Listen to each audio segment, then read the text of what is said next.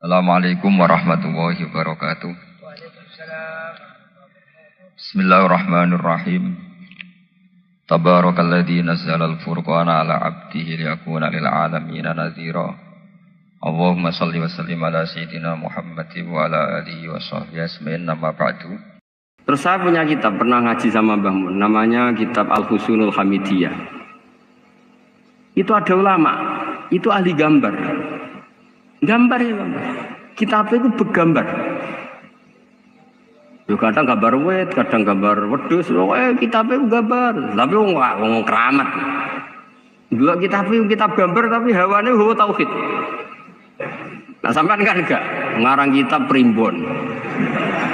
Donga mahabbah. Lha wong dene dhewe Joko tuwa kok ngijazahi mahabbah. Lucu kan. Ono kiai fakir jali ijazah jalbu rezeki yo ngijazah yo dal dekne dhewe. Oke, lha sing repot meneh. Wong dekne dhewe ra cerdas ngijazah ilmu laduni. Seribet. Wong dekne dhewe ra cerdas ngijazah ilmu napa? Ternyata di akhir kitab itu dijelaskan gini. Fa inna hadhihi suwar, semua gambar ini awaluha min nuqtah wahidah. Awalnya adalah dari satu titik. Jadi famadarul wujud adalah an-nuqtah, satu titik. Nuqtatul wujud subhanahu wa ta'ala. Mbok kowe gambar seruwet apapun. Wis aku gambar benang paling ruwet sing ra iso diurai. Awalnya satu titik apa dua titik?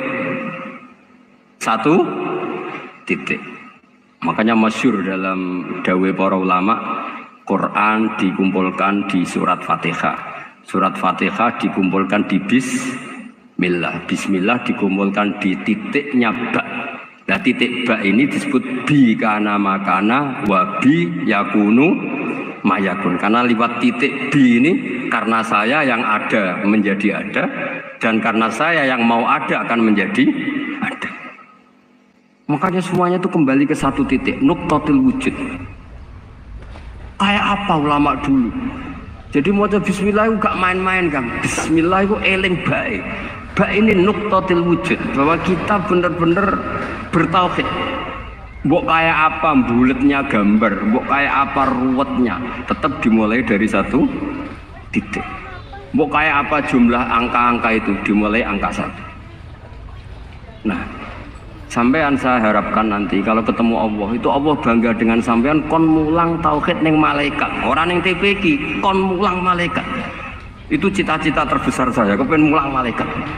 Mulang sampean wis bosen yakin wis pokoke kula kepengin keren mulang. Ya, maksudnya aja malaikat kok Jibril, Mikail itu malaikat elit. Sing awam-awam lho sing mboten. Kalau malaikat ini papan atas niku pun alim banget. Saya kenapa ngomong demikian? Saya ini punya tafsir namanya tafsir Al-Qurtubi. Itu Imam Qurtubi termasuk tak anggap mufassir hebat. Beliau ketika ngendikan wa idz qala rabbuka lil malaikati, terus walhasil malaikat itu terus protes ataj'alu fiha may yufsidu fiha wa yasfikud dima. Itu kan ada pertanyaan di tafsir itu. Bagaimana mungkin malaikat itu protes kepada Allah, padahal malaikat itu terkenal loyal sama Allah, nggak pernah intervensi, nggak pernah gugat. Kenapa ini kok ada cerita malaikat kok gugat atas alu? Jari Imam Qurtubi, hum awamul malaikah, itu awamnya malaikat, bukan yang kayak Jibril, Mikail. Itu malaikat-malaikat yang nggak ada namanya, awam. Jadi jangan bayangkan yang protes itu kayak malaikat Jibril. Jadi harus dibedakan. Nah, saya ya tentu kalau ngajar malaikat ya milih yang ini, yang nggak jelas namanya ini sudah. Kalau Jibril ya nggak mungkin diulang, sing nggawa wahyu. Apa alam Quran itu sepiro? Aku sing nggawa Quran ribet kan malah. Lah nek Israil mbok ulang tersinggung dipletet lah semuntas malah ribet.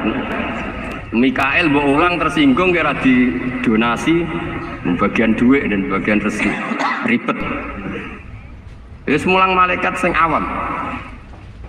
Saya itu termasuk hilang iskal saya, janggal saya karena tafsir Qurtubi. Dulu saya itu iskal. Mau malaikat kok ngevaluasi kebijakan Allah itu artinya kan gini. Ya Allah, engkau mengangkat Adam sebagai khalifah. Padahal potensi Adam itu adalah ifsad. Ya, ataj'alu fiha ma yufsidu fiha wa yasfiku dima. Kata malaikat, wa nahnu nusabbihu bihamdika nuqaddisu lak. Itu kan paradok, kalimat yang paradok. Paradoknya begini. Ya Allah, tolong evaluasi engkau ngangkat Adam sebagai khalifah. Potensi Adam adalah merusak bumi. Wa nahnu nusabbihu bihamdik, kita ini selalu mensucikan engkau. Loh, itu kan paradok. Kalau mereka mensucikan Allah, artinya mensucikan juga min ihtimalil khata'. Mensucikan bahwa Allah itu tidak mungkin salah. Lah ini bilang mensucikan kok. Saya mensucikan engkau Gusti, tapi kok dalam hal ini kok kayak jenengan itu salah gitu. Wong karwan Adam kok gua angkat. Makanya Allah duka. Wong kowe ku jare maca tasbih kok ngevaluasi. Ya kan maknanya mentasbihkan Allah apa? Mensucikan dari semua kesalahan, kekurangan. Ini bilang baca tasbih kok nganggep Allah itu perlu dievaluasi kebijakannya. Tolong pikir ulang Gusti. Mungkin jenengan kurang detail kan kayak gitu. Akhirnya Allah tersinggung. Masyhur itu di tafsir-tafsir. Meskipun tafsir itu sebagian Israiliyat, yang keterusan itu rodok Israiliyat, tapi cara kula rodok setuju Israiliyat sing rodok gitu. Itu kan masyhur terus akhirnya. Lah apa alasannya Adam kok salah? Bani Adam tentu akhirnya Adam ini kemudian berganti ke Bani Adam. Dan itu jadi perdebatan ahli tafsir. Apakah dhamir itu harus kembali ke asal? Apa boleh ke pengembangannya? Misalnya Adam itu kan di situ disebut ataj'alu fiha may yufsidu fiha wa yasfiku dima. Padahal Adam yang nabi ini nggak pernah yusfiku dima. Tidak pernah yufsid fil ardi, juga tidak pernah wasfikut dima. Ya, saya ulang lagi, Adam yang nabi itu kan tidak pernah ngalami ataj'alu fiha ma yufsidu fiha wasfikut dima.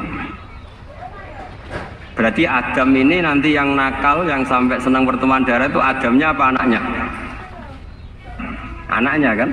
Itu jadi perdebatan ahli tafsir. Walhasil singkat cerita, malaikat ini tidak salah. Nyatanya kita tahu kan perang di Irak, di Syria, perang zaman Belanda, Bani Adam itu senang safkut dima.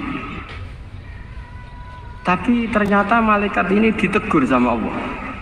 Yusbiya manusia itu salah itu duwe nafsu. Kue bener mergo ora tak kei nafsu. Masyhur terus dicerita Israiliyat itu ada malaikat dia jajal Gusti. Jajal tenan dikei nafsu, medun ketemu wong adus langsung merkosa. Gawe anan sih, ora kenalan sih. Terus dari Allah, wah lumayan menungso ana mukadimah ka ora-uran ae. Walhasil terus malaikatnya api terbang nggak bisa. Ini kata cerita Israiliyat, kamu harus menentang cerita ini. Tapi saya setuju. Singkat cerita, pertanyaannya adalah, mungkinkah malaikat melakukan kesalahan?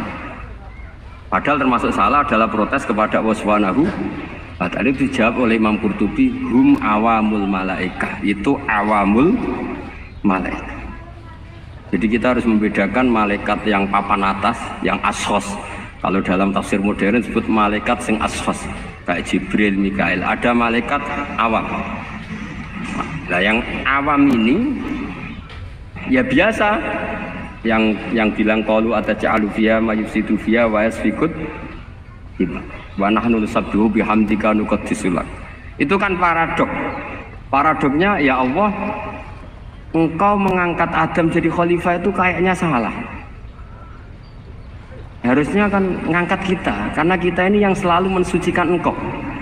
Lu mensucikan Allah, kok nganggep Allah mungkin salah dalam bikin keputusan. Makanya hati-hati kalau baca tasbih. Kalau baca tasbih, kalau Allah Maha Suci, ya sudah suci dari segala kesalahan, kekurangan. Jika wiridannya Rasulullah yang diajarkan kita, subhanallah bihamdi adada khalqi wa ridha nafsi wa zinata arsy midada kalimati. Jangan subhanallah pakai versi kamu. Allah Maha Suci. Ternyata kamu punya khayalan tentang Allah. Nah, kalau khayalan kamu salah, berarti mendudukkan Allah tidak sesuai sifatnya Allah. Makanya ahli tauhid terus punya satu pakem ilmu yang namanya ma khatara bi balika fa wa bi khilafi Dzalik, apa yang ada di hatimu bahwa Allah seperti ini, hakikatnya Allah tidak akan seperti itu karena Allah mukhalafatul lil haqq. Karena ini masalah-masalah sensitif. Dan itu yang salah, saya ulang lagi, awamul malaikah. Kata Imam Qurtubi siapa? Awamul malaikah. Ya saya teruskan. Jadi kalau suwon seperti keinginannya Rasulullah Sallallahu Alaihi Wasallam. Terus niki terakhir, anna Rasulullah Sallallahu Alaihi Wasallam kana layana qira alif lam mim tanzil wa tabarakalladzi biyadil mulku wa qala las antawuf yufaddilani kulla suratin fil Qur'an bisab'ina hasanatan. Jadi di antara kelebihannya surat Tabarok adalah mengungguli umumnya surat dengan kelas 70 kali derajat. Jadi keunggulannya surat Tabarok itu bisab'ina darajah di bawah surat-surat yang lain. Sudah, ini surat Tabarok agak panjang. Tapi alhamdulillah dari semua itu surat Tabarok itu kalah mbek Qul huwallahu ahad. Jadi ini nikmat terbesar kita. Karena nggak perlu Tabarok, saiki porsi ini diturunkan jadi apa? Qul. Makanya banyak tarawih main apa? Qul. Itu bukan cari cepet, itu dalile musalsal ila Rasulillah sallallahu alaihi wasallam. Jadi ada sahabat itu kalau ngimami main kulhu. Di Indonesia masih mendingan kulhunya rakaat kedua ya. Itu enggak, sahabat ini rakaat pertama ya kulhu, kedua ya kulhu. Masih mendingan di Indonesia dipakai selingan rakaat kedua. Singkat cerita, sahabat yang makmum ini lama-lama mangkel, matur, ya Rasulullah, ini orang yang kau pasrai jadi imam itu sering main kulhu. Akhirnya Nabi memanggil, ya Fulan, kenapa kamu suka baca kulhu? Li'annaha sifatur rahman, karena dalam surat kulhu itu semuanya menerangkan sifatnya Allah Ta'ala. Maka saya suka itu. Nabi saat itu juga dapat wahyu, ya Muhammad, kasih tahu orang itu, ini uhibbu, saya suka dia karena dia suka kulhu. Nah, itu aja hafalkan itu. Jadi itu riwayat yang lebih menggembirakan itu. Jadi tidak usah Tabarok, cukup apa? Kulhu. Dan itu lebih mutawatir. Makanya kalau legenda dunia kiai itu kan ini ada cucunya Sayyidina Ali. Tuh, siapa yang bisa khatam Quran sekian menit, yang menang Sayyidina Ali ya, karena baca kulhu sampai 3 kali, yang dianggap takdilul Quran, sudah sama dengan baca Quran. Jadi ini ijazah terakhir, ini jadi porsinya tambah turun. Saya itu suka. Saya itu punya banyak penggemar lah di Jogja, di Jakarta. Memang agama ini harus mudah. Saya itu kalau baca kulhu itu sampai nangis. Nangis saya bukan karena faham atau haru, itu enggak. Sebaik itu Allah. Masa gara-gara hafal kulhu, main kulhu dicintainya? Ya karena memang Allah itu benar-benar zat yang baik. Makanya saya punya teman itu kurang ajarnya, masya Allah. Kalau tes ditanya rukun Islam berapa, nawakidul wudhu berapa, muftitatus sholat berapa, semuanya dijawab la ilaha illallah. Terakhir ditulis kafir Pak, sama nyalahno iki. Nyalahno la ilaha illallah kafir apa ndak? Gurunya bingung kan akhir. Di ek iku la ilaha illallah kok di ek. Akhirnya bocah diceluk, "Cok maksudem piye? Mun sampean wani ngeek Pak, kafir Pak." Akhirnya sugahno ribet-ribet. Pertanyaan apa tuh? Ma mubtilatus sholat ya la ilaha illallah. Nah gitu wudu ya. Tapi jangan tiru loh. Lah gurune apa ngeek kawani kafir. Siapa yang berani ngeek la ilaha illallah? Terus